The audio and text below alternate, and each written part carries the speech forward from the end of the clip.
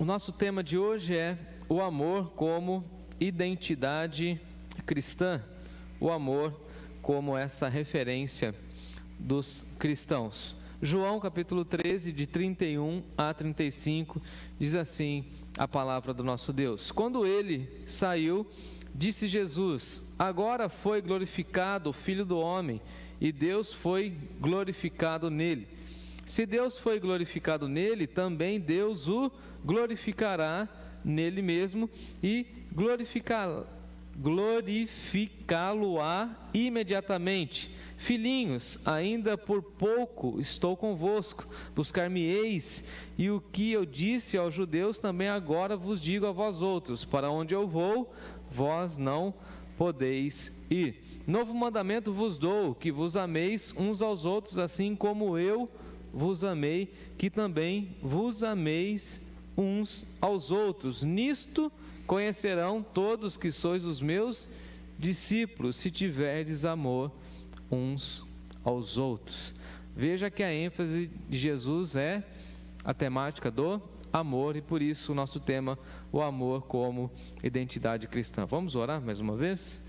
Graças te damos, ó Deus, pelo teu amor revelado em Cristo Jesus, e pedimos, ó Deus, com constrangimento, mais uma vez, que esse amor seja impactante em nós, nas nossas vidas, e que o mundo veja que nós somos do Senhor. Obrigado por essa expressão bíblica, obrigado por tantos irmãos e irmãs que estão nos acompanhando, e a nossa oração é que teu Espírito tenha liberdade a falar em nossos corações. Graças também te damos, porque o Senhor tem nos dado ferramentas e mecanismos de levar a tua mensagem, a tua voz, até centenas de lugares que nós nunca pensávamos que pudéssemos estar. Obrigado pela tecnologia, pelos nossos irmãos que nos ajudam na transmissão, ajudam com a questão do som, as câmeras, o computador. Que o Senhor cuide deles e de toda a equipe que tem nos dado suporte nessa área. Faça, ó Deus, com que a nossa voz ecoe por esse mundo e que o mundo saiba que o Senhor é de fato o Deus eterno, que Jesus Cristo é o Senhor. Usa-nos, ó Pai, conforme o teu querer. É a nossa oração em nome de Jesus. Amém. Amém. Hoje nós vamos estudar esse texto, e essa porção bíblica ela é muito valiosa para nós, porque ela contém o ensino de Jesus a respeito do amor e a forma como Jesus, em poucos versos, fala diversas vezes sobre a temática do amor e como esse amor deve ser uma referência ao mundo. Veja aqui, Jesus está falando de um amor interno, ou seja, de um amor entre os discípulos, mas que o mundo vai visualizar e vai contemplar esse amor. Então esse texto ele está num contexto extremamente rico em termos teológicos, porque nós estamos no capítulo 13 de João, nós temos a cena do lava-pés, e o evangelista João vai dizer que Jesus, sabendo que havia chegado a sua hora, isso está lá no verso 1, Jesus então amou os seus discípulos, e a expressão que João usa é o seguinte: amou-os até o fim. E João vai nos mostrar essa dimensão do amor de Jesus, ou seja, da dimensão do amor de Deus. O Antigo Testamento vai dizer para nós que Deus nos amou com amor eterno, e agora nós acompanhamos e visualizamos Jesus, o Verbo encarnado, o Messias de Deus, revelando o amor de Deus a nós e deixando claro, explícito a nós, o amor de Deus. Então veja que a igreja que nasce, ou seja, ao redor de Jesus, os discípulos de Jesus aprendem e vão visualizando o amor de Deus pelas ações de Jesus. E o grande texto de João, capítulo 3, verso 16, que nós conhecemos, né? Porque Deus amou o mundo de tal maneira que enviou, que doou, que entregou o seu Filho ao mundo. Então veja que o amor é muito mais do que um conceito, como nós veremos daqui a alguns instantes, tá bom?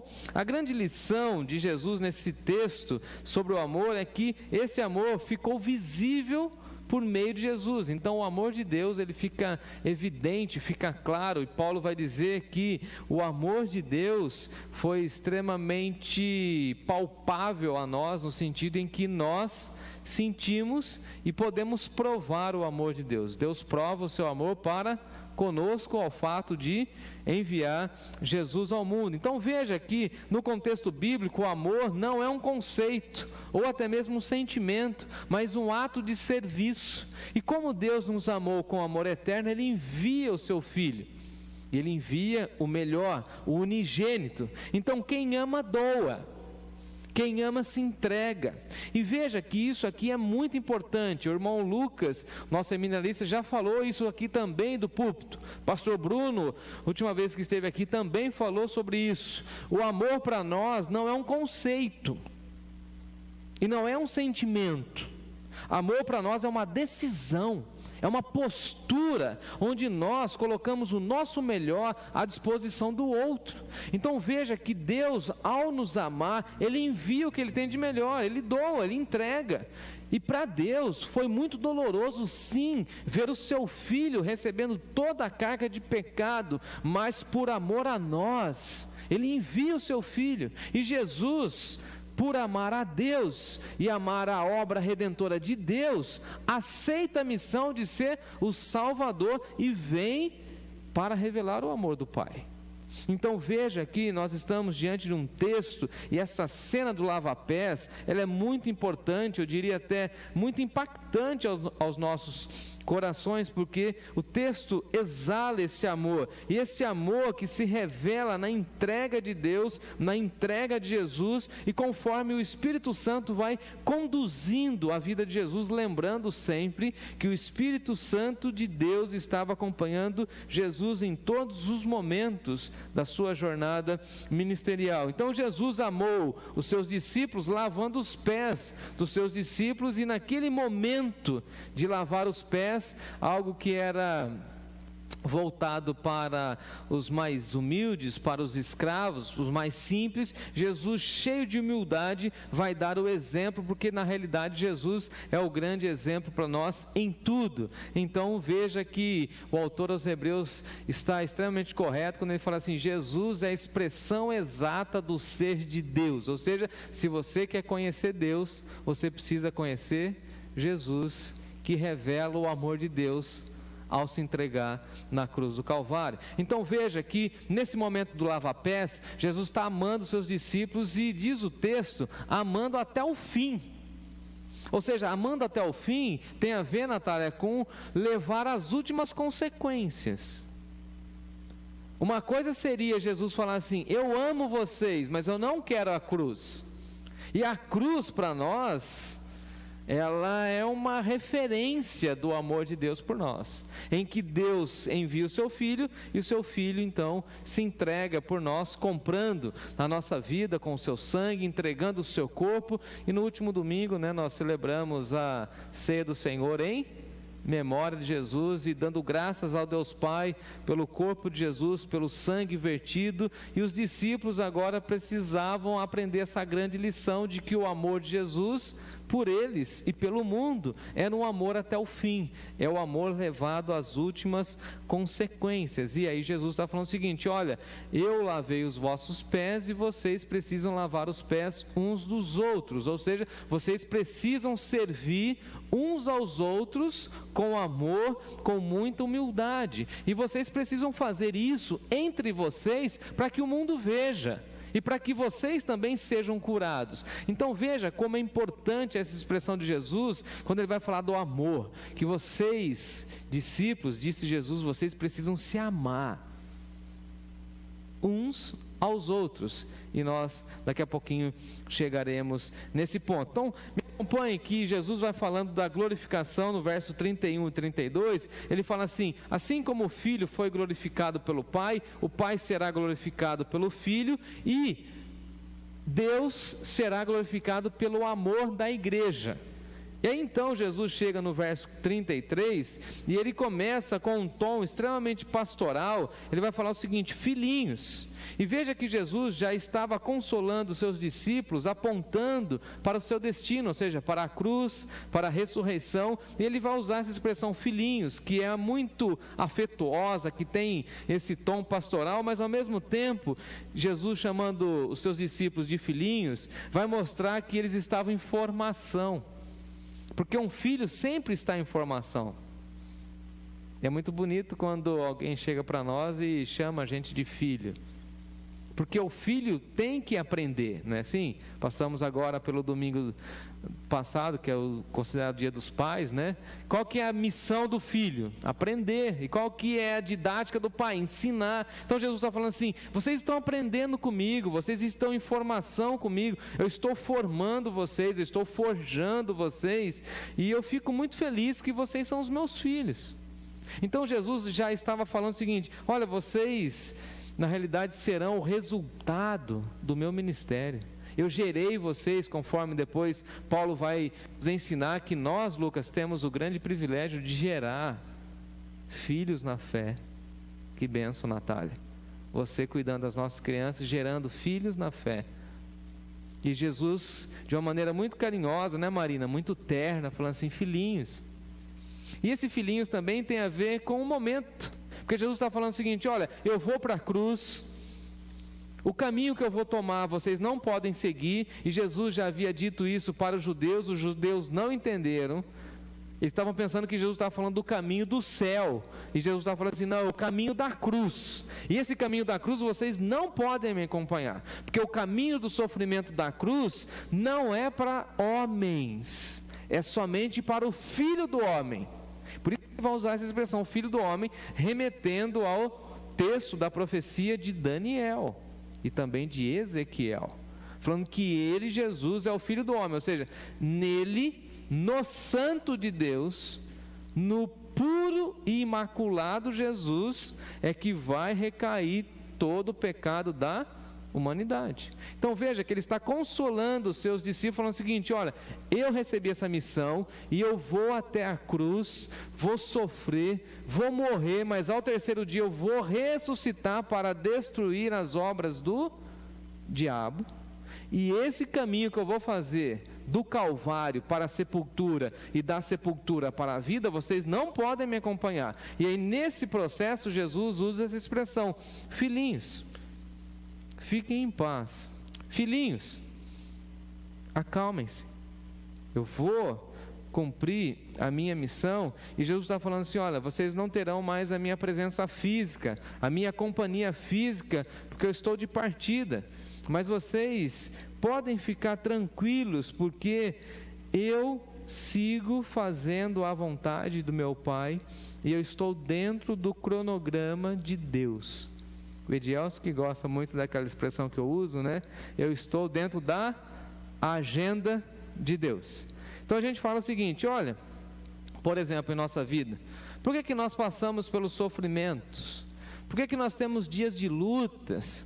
Por que nós enfrentamos batalhas? E nós precisamos lembrar da expressão que Hebreus coloca para nós, que Jesus em tudo foi tentado e sofreu, e Jesus veio sabendo dessa missão e sabendo que para nos resgatar ele passaria pelo sofrimento, mas assim, mesmo sabendo da dor, olha a expressão pastoral de Jesus, é o seguinte, filhinhos, eu vou cuidar de vocês, eu vou alimentar vocês, eu terei sempre uma palavra de alento, eu sempre estarei com vocês, eu sempre manifestarei a vocês a minha vontade. Então, filhinhos, fiquem em paz. Parece que Jesus chega numa sala. Não sei se você já teve essa expressão, Lucas, essa expressão, essa experiência de chegar na sala, está uma sala bagunçada, está todo mundo desesperado, está todo mundo doido da vida, né, Natália? Aquelas criançadas correndo, e aí Jesus assim, vocês estão tudo aí meio avoados, vocês não estão sem prestar atenção. Filhinhos, presta atenção. Vamos acomodar? De vez em quando a gente faz isso no culto, né? O pessoal chega agitado aqui, a gente faz assim, gente bonita, vamos nos acomodando, vamos nos aquietando, que eu tenho uma lição para trazer para vocês. Em outras palavras, Jesus está falando assim para eles, ó, calma, se assentem, eu tenho uma boa notícia para vocês. E a boa nova do Evangelho está aí no verso 34. Jesus fala do novo mandamento. Ele fala: novo mandamento vos dou. Agora, veja que interessante, porque no Antigo Testamento a gente vê esse mesmo mandamento do amor muito bem estabelecido. Por exemplo, Deuteronômio capítulo 6: amarás, pois, o Senhor teu Deus de todo o teu coração, de toda a tua alma, de toda a tua força, de todo o teu entendimento. Ame a Deus com todas as suas capacidades, com a sua cognição, com a sua força física, com o seu corpo. Ame a Deus. Mas também Levítico vai mostrar para nós: ame teu próximo como a ti mesmo. E Jesus, por exemplo, em seu ministério, ao ser indagado sobre o grande mandamento, qual é o grande mandamento, Jesus vai retomar o Antigo Testamento e vai falar o seguinte: é isso, já está estabelecido, amarás o Senhor teu Deus de todo o teu. Veja que Jesus é repetitivo nesse sentido. Jesus volta aos conceitos e volta às revelações que o Pai já havia dado. Falando de teologia agora, não tem revelação nova. Tem gente que fica até hoje buscando um monte de revelação. A revelação já está na Bíblia. Jesus veio para cumprir o Antigo Testamento e mostrar como o Antigo Testamento deve ser cumprido e vivenciado, como o plano redentor de Deus está estabelecido em Jesus. Não tem nada novo, veja nesse sentido. Jesus está falando o seguinte: amarás o Senhor teu Deus de todo o teu coração, de toda a tua alma, de todo o teu entendimento. Esse é o primeiro e grande mandamento. E o segundo mandamento, semelhante a este, disse Jesus: amarás o teu próximo como a ti mesmo. Desses dois mandamentos, disse Jesus, resumem-se os profetas e a lei. Ou seja, o Antigo Testamento todo é resumido nesses dois mandamentos. Quais são? Amar a Deus e amar o próximo. E Jesus deixa isso claro quando ele conta a parábola do bom samaritano. Porque a gente já sabe quem é Deus e como devemos amar a Deus. Mas a pergunta das pessoas é o seguinte: quem é o meu próximo? Como eu amo o meu próximo? E Jesus então conta a parábola do bom samaritano falando: ó, o teu próximo é quem está próximo. Simples assim. E aí então temos essa expressão de Jesus: novo mandamento. Fazendo a minha lição de casa, o novo aqui no grego tem um sentido de novidade, mas novidade com frescor. É algo novo que não foi danificado pelo tempo. Em outras palavras, o que Jesus está falando é o seguinte: ele não é novo no seu conceito, ele é novo no sentido de você entender aquilo que Deus já revelou desde a criação. Então, novo mandamento é novo porque vocês ainda não estão praticando. É novo porque apenas está em conceito e não está em vivência. Vocês sabem sim que devem amar a Deus e que devem amar o próximo, mas agora eu quero que isso seja uma realidade, não apenas um conceito doutrinário. Novo mandamento vos dou. Não é novo em oposição ao antigo, não nesse sentido, e nem no sentido de comparação. Então esse que é novo é melhor do que o antigo, então o antigo está vencido, caducou, não é mais útil, não nesse sentido. É novo mandamento porque agora vocês vão viver um novo momento e agora vocês vão ter o frescor do amor de Deus sendo derramado, porque eu, Jesus, sou a manifestação da graça, e ele veio, segundo João, cheio de graça e de verdade. O que é graça senão o amor de Deus sendo derramado sobre os nossos corações? Então veja que novo no sentido de conhecido e agora compreendido.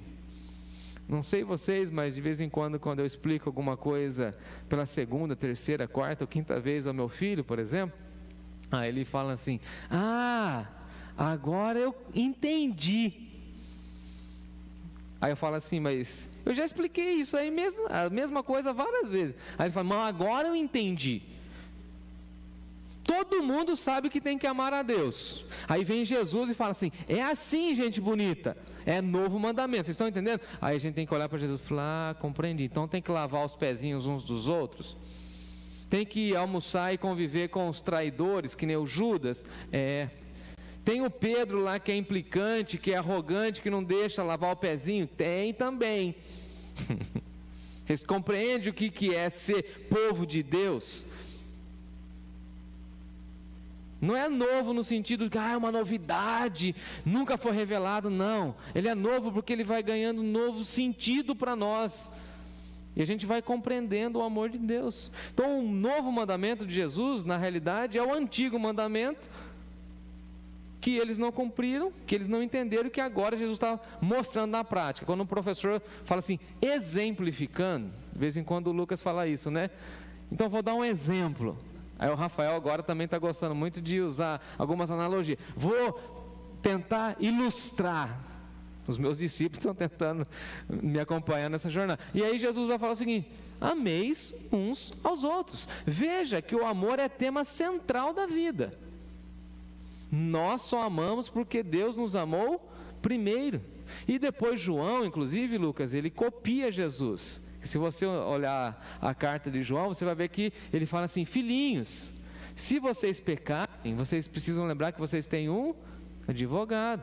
Filhinhos, não ameis o mundo. Ele copia Jesus porque ele entende esse tom pastoral de Jesus. E Jesus, nesse tom pastoral, está falando assim: ô povo de Deus, discípulos meus, eu vou partir, mas vocês precisam se amar. Porque Deus é amor e nós vivemos debaixo do amor e da graça e da misericórdia de Deus, e nós vivemos nesse favor imerecido, e por isso nós cantamos, Natália, aquela canção maravilhosa aqui em nossa igreja: faz chover perdão e graça, que nós vivemos debaixo desse amor. E esse amor respinga sobre todos nós, e se nós somos amados por Deus, logo devemos amar uns aos outros e viver nessa ambiência de um amor recíproco. É um amor mútuo, é um amor que nós vivenciamos e ao mesmo tempo nós desfrutamos. E a ênfase aqui é no amor fraternal, é amor uns aos outros. Não é o amor ao mundo nesse sentido, e nem o amor ao próximo. É o amor aos irmãos. Ameis uns aos outros. Quais outros? Vocês que fazem parte dessa mesma comunidade. Então veja que é um amor direcionado para os nossos irmãos na fé. É um amor entre irmãos, entre filhos e filhas de Deus, para que o mundo seja impactado. Agora, a proposta de Jesus é que seus discípulos e suas discípulas vivam se amando, ao passo de que ninguém sinta a falta do amor. Uma boa análise de uma igreja é o seguinte: essa igreja é amorosa? Nessa igreja a gente sente o amor de Deus?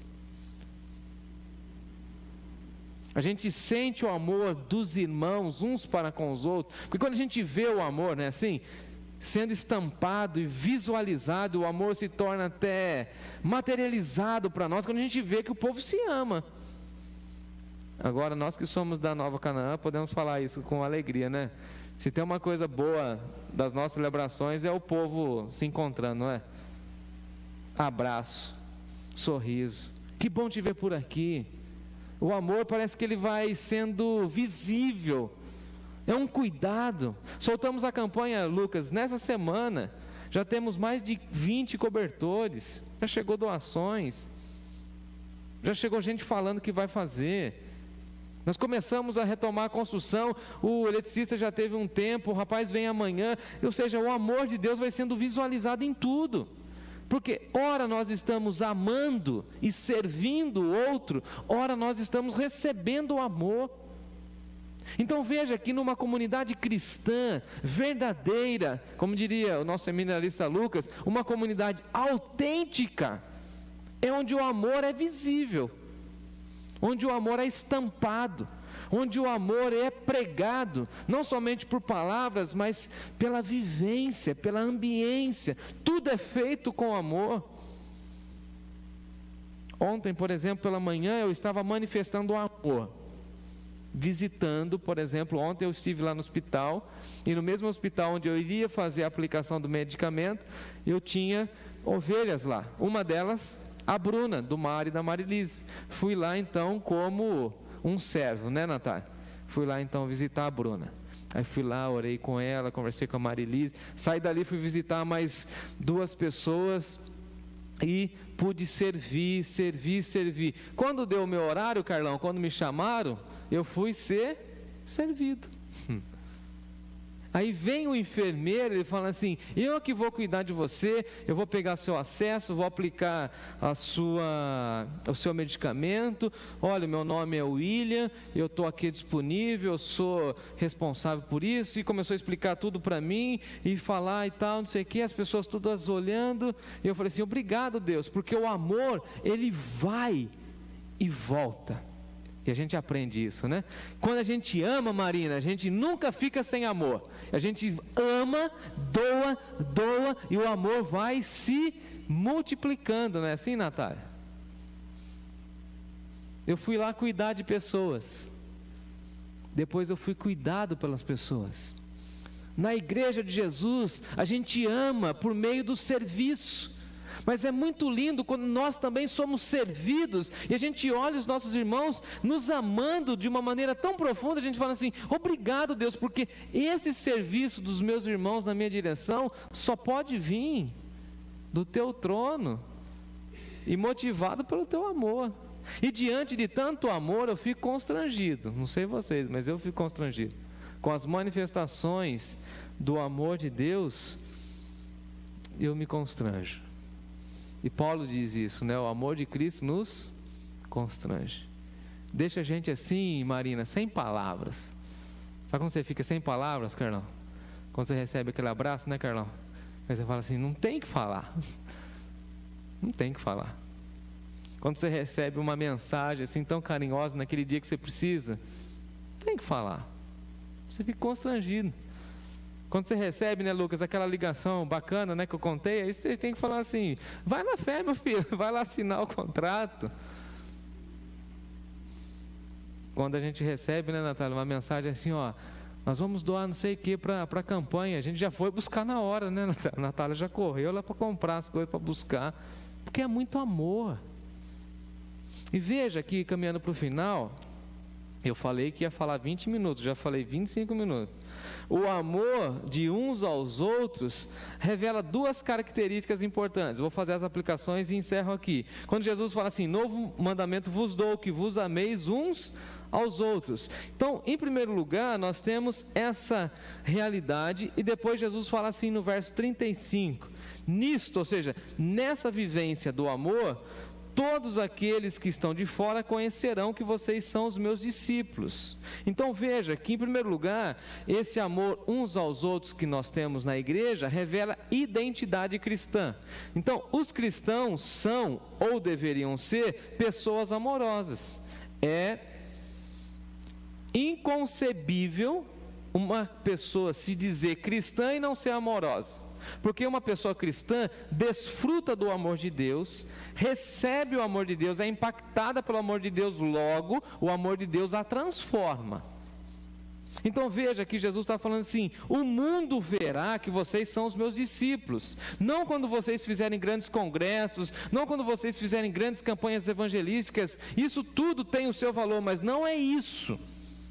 O mundo precisa ver na igreja o amor, entre os cristãos o amor. O mundo carece do amor, o mundo jaz no maligno, o mundo não sabe o que é o verdadeiro amor.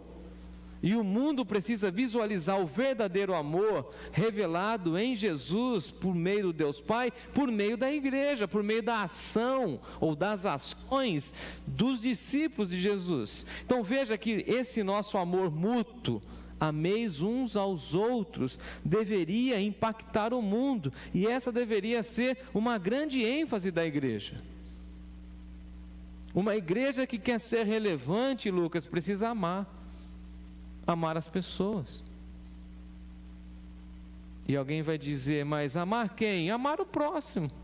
E se o próximo nos trair, como Judas fez? Vamos amar, vamos lavar os pés deles, vamos servi-los, porque a nossa expressão é o amor, ou deve ser o amor. Enquanto nós amamos uns aos outros e demonstramos o amor de Deus uns aos outros, Jesus está sendo revelado ao mundo. Ao passo em que nós, quando nós buscamos a nossa vontade, o nosso ego, ou temos o nosso amor esfriado nas nossas relações, nós não estamos apontando Jesus, não estamos revelando Jesus e deixamos de cumprir a nossa missão. Veja o que Jesus diz no verso 35: nisto conhecerão que sois os meus discípulos. O mundo só verá Jesus se o mundo ver o amor verdadeiro, genuíno de Deus sendo praticado e exercitado no seio da igreja. Como nós nos amamos, como nós amamos os idosos, como nós amamos as viúvas, como nós amamos as pessoas que estão desempregadas, como nós amamos os moradores de rua, como nós amamos os enfermos, como nós amamos as novas gerações, os adolescentes, as crianças. Isso revela o amor de Deus. E a nossa oração como igreja deveria ser essa: Deus, que o mundo olhe para nós e veja que apesar das nossas imperfeições, apesar da nossa negligência, apesar de nós, o mundo veja o teu amor refletido em nós. Aleluia. Que o mundo veja, amanhã é aniversário de Sorocaba, que Sorocaba veja que ainda há amor verdadeiro, sincero, que ainda existem comunidades cristãs autênticas, e que nós sejamos um luzeiro, um farol, a falar o seguinte: se vocês não sabem o que é amor, venham para Nova Canaã, que a gente vai mostrar para vocês na prática como a gente tem vivenciado esse amor, porque a nossa identidade de amor é Jesus. Que vos ameis uns aos outros, olha Lucas, como eu amei vocês. Então qual que é o nosso padrão de amor? Não é o padrão do mundo, não é o padrão dos políticos, não é o padrão das ideologias, não é o padrão das séries, dos Netflix da vida, não, o padrão nosso de amor é Jesus. Não é o amor das músicas, das canções, não, é o amor de Jesus. E como é o amor de Jesus? Não tem fim, não se rende, não se entrega, vai até as últimas consequências. Em segundo lugar, esse amor de uns aos outros revela a nossa identificação cristã, porque o nosso amor, ele deve ser sacrificial, o amor incondicional. E aí a gente tem um problema, porque a gente sempre fica esperando uma resposta quando a gente ama. Esse é um problema nosso. Nós humanos fazemos assim: eu te amo e espero uma resposta do seu amor. Não é assim? A gente fica frustrado quando a gente ama, quando a gente se dedica e a pessoa não dá um retorno. Tanto é que Jesus também já falou sobre isso. Eu curei 10 leprosos, somente um voltou para agradecer. 1 é grato e 9 ingratos. Mas o amor verdadeiro, ele é incondicional. É o amor que se entrega. É o amor que é muito mais do que um sentimento, que é o amor que é uma decisão. E nós precisamos amar assim como ele nos amou. Ou seja, a medida do amor cristão é Jesus, somente Jesus. Vou contar uma história bem rápida. A gente perdeu, né, Natália, nas mudanças, a receita, Lucas, do nhoque. Quem gosta de nhoque? Eu perdi, meu celular morreu aqui. Presta um retorno para mim aqui. Eu gosto de nhoque, fazia muito tempo que eu não comia nhoque, eu estava com saudade do nhoque. E aí eu falei para a Natália: oh, e aí? Não, mas nessa questão de mudança nossa aí, eu acabei perdendo a receita do nhoque. Aí chegamos lá, Lucas, na feira, e a Natália falou: tem que comprar tal batata, não sei o quê. E a gente foi comprar a batata, a mulher falou assim: mas para que vocês querem essa batata específica? Não, porque a gente quer fazer nhoque. Você tem a medida? Que ela colocou lá 1 quilo, né, Natália? Eu falei assim, deu 1 quilo e pouquinho. Ela falou assim: mas a gente tem balança em casa. Mas aí a mulher fez o seguinte: Lucas, calma aí, eu vou dar a medida, a receita. Aí a mulher, Marina, começou assim na banca da feira, escrever para nós, não foi, Natália? A senhorinha, a medida. Ela falou: se você fizer nessa medida, não tem erro. Sábado passado a gente precisou voltar lá na mulher e falar o seguinte para a mulher: A batata que a senhora vendeu para nós é maravilhosa e a receita que a senhora entregou para nós também é show de bola. A gente fez tudo na medida e deu certinho. Sabe o que Jesus está falando para nós? Se vocês se amarem na medida que eu vos amei, não tem erro. É sucesso. É uma comunidade cativante, atraente. Todo mundo vai querer saber o que está acontecendo aí.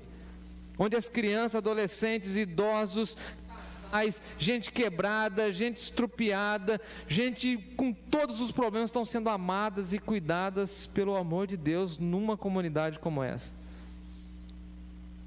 E a medida, Lucas, é sempre essa: como eu vos amei. E eu oro e peço a Deus que a nossa igreja continue sendo uma igreja amorosa, afetuosa, e que esse amor de Deus em nós seja algo contagiante. E alguém vai falar assim para nós: o que vocês estão fazendo com o dinheiro? Nós estamos pegando o dinheiro que Deus nos dá e mostrando o amor dele pelas obras, por missões, pelo investimento. Alguém perguntou para mim, Lucas, essa semana: por que investir em tantos vocacionados? A gente faz isso por amor a Deus e amor à sua obra. Por que a gente compra equipamentos de qualidade? Para demonstrar o amor e o zelo que a gente tem pela obra de Deus. Por que a gente contrata bons profissionais, gente temente a Deus e que são honestos e íntegros? Porque a gente quer fazer tudo com amor e com excelência. Porque o amor revela o amor de Deus. Que Deus nos abençoe. Amém.